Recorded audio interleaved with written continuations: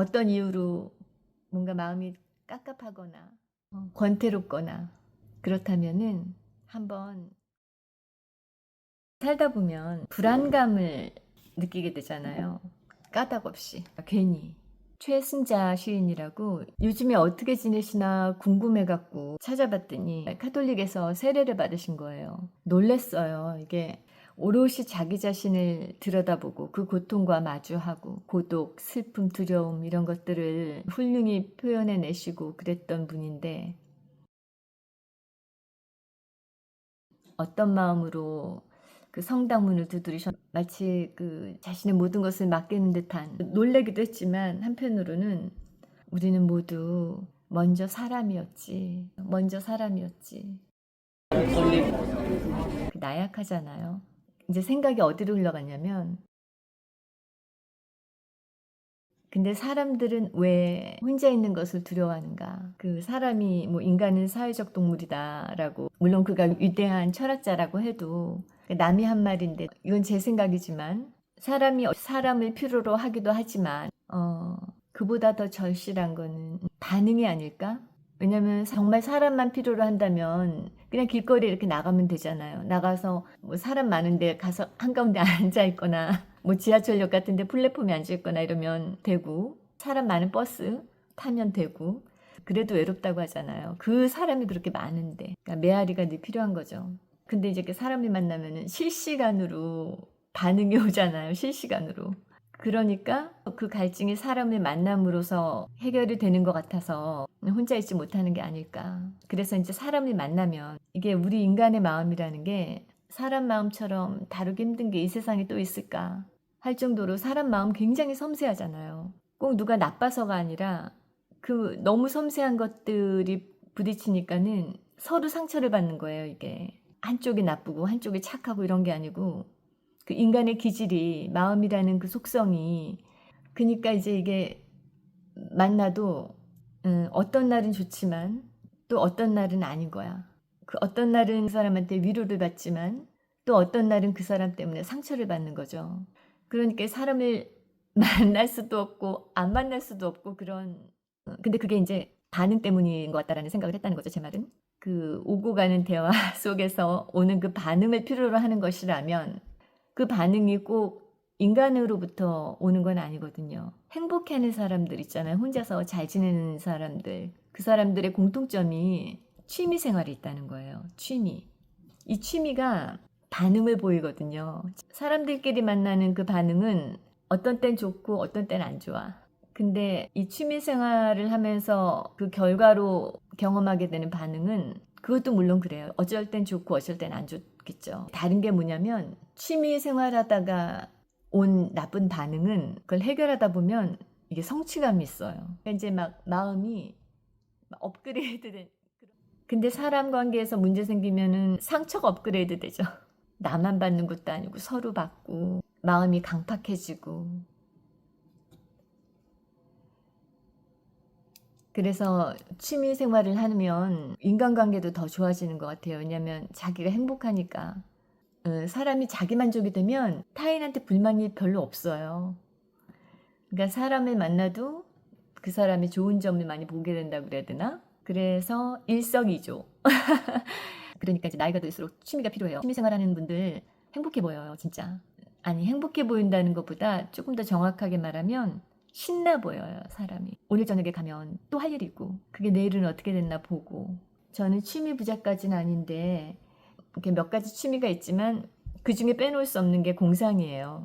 공상이, 이게 종합예술이에요. 보세요, 공상에는 그 일단 제 공상에 등장하는 인물들이 있을 거 아니에요? 그럼 이제 인물 있지, 그 캐릭터 있지, 이제 음악도 나와요. 공상 속에는 음악, 배경, 뭐 옷차림, 온갖 게 다 들어가 있는 거예요. 어떤 한 세 개가 들어가 있으니까. 그러니까 이제 이게 종합예술일 거예요. 그러니 미국에서 한국에 오갈 때 사실 저는 그 시간이 하나도 지루하지가 않았어요. 그래갖고 어쩔 때는 막 그 밥 주잖아요. 그럼 막 짜증나. 공상하고 있는데 밥 주니까.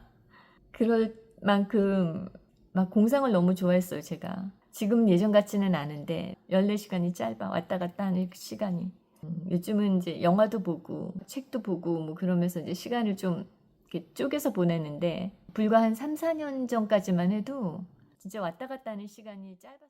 어차피 뭐 요즘 가상의 세계에 살고 있다라고 하는 마당에 자기가 되고 싶은 거, 자기가 하고 싶은 거 또는 뭐 그 세계를 막 공상하면서 이렇게 한번 가져보세요. 그러면 나름 괜찮아요, 그것도. 하루에 뭐 오래 하는 것도 아니고 잠깐씩만 하는 건데 이제 이게 지금 그러니까 이제 이게 불안감에서 시작을 해갖고 공상까지 왔잖아요, 얘기가.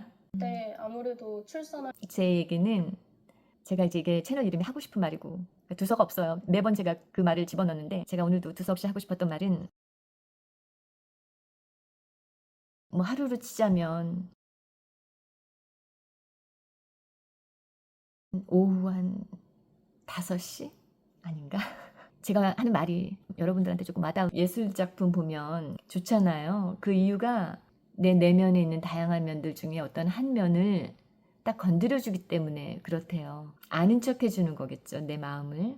그러니까 내가 그 작품을 보고 반응하는 것 같지만 거꾸로 그림이 나에게 어떤 반응을 보여주는 것, 나를 건드려줌으로 인해서 나 네가 무슨 생각하는지 알아 라고 말해주는 그런 반응이잖아요. 그러니까 서로 상호간에 반응을 하는 걸 텐데 혹시라도 그 제 말이 평상시에 갖고 있었던 어떤 여러 가지 생각이나 견해나 뭐 마음에 그 중에 한 단면을 건드려주는 계기가 된다면 좋겠다. 그런 생각으로 오늘 두서없는 말 또 했습니다. 여긴 오늘 날이 굉장히 흐려요. 흐리고 말이 여름이지 벌써 6월인데 이렇게 날씨가 별로 따뜻하질 않아갖고 제가 이 영상을 보니까 머리가 이렇게 막 떡진다고 그러잖아요. 왜 그러냐면 이 제가 머리숱이 되게 많았는데 나이 먹으면서 숱이 없어지는 것 같아갖고 무슨 오일을 발라요 아침마다. 그랬더니 이렇게 머리가 며칠은 안 감은 사람처럼 아무튼 어떤 이유로 뭔가 마음이 깝깝하거나 권태롭거나 그렇다면은 한번 취미를 한번 가져보세요. 아 맞다. 끝으로 제가 넷플릭스에서 필리프티라는 그 프랑스 사람이 있는데 이 사람이 줄타기를 좋아해요. 줄타기를 좋아했던 거예요. 어릴 때부터. 그래갖고 맨날 줄을 타는 거야 이제. 이 사람이 뉴욕에 그 쌍둥이 빌딩 있잖아요. 그 쌍둥이 빌딩 2개 사이에다가 줄을 걸어놓고 불법으로 그걸 한다고 말도 안 하고 그 다음날 줄을 걸쳐놓은 그 빌딩과 빌딩 사이를 8번이나 왔다 갔다 한 거예요. 어떤 안전장치 아무것도 안 하고 45분 동안 8번을 왔다 갔다 했대요. 그 뉴욕의 그 타임스퀘어 거기가 얼마나 바쁜 도시예요. 전 세계에서. 근데 이 사람이 발을 이렇게 내디드니까 그 발 밑으로 뉴욕의 그 복잡한 도심이 보이고 천천히 걷는데 그 대비에서 오는 이상한 그 깨우침? 내려와갖고 이제 불법으로 한 거니까 시민들이 너무 열광하니까 잡히고 나서 그 센트럴파크에서 공연을 하면 풀어주겠다라는 조건으로 그렇게 해서 풀려났다고 하더라고요. 그 사람이 남긴 말이 있는데 오늘 이 말을 끝으로 제 두서없는 말을 마무리하자면 사람들은 저에게 죽고 싶어서 환장했냐 묻지만 저는 그 반대입니다.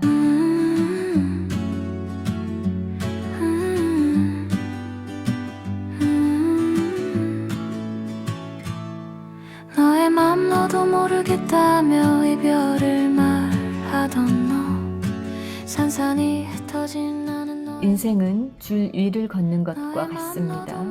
오직 지금 내딛는 이 한 걸음에 모든 것을 걸어야 합니다. 말이 너무 멋있죠. 나의 맘도 붙잡을 길 없어 차가운 네 목소리 차마 듣지 못해 눈을 감고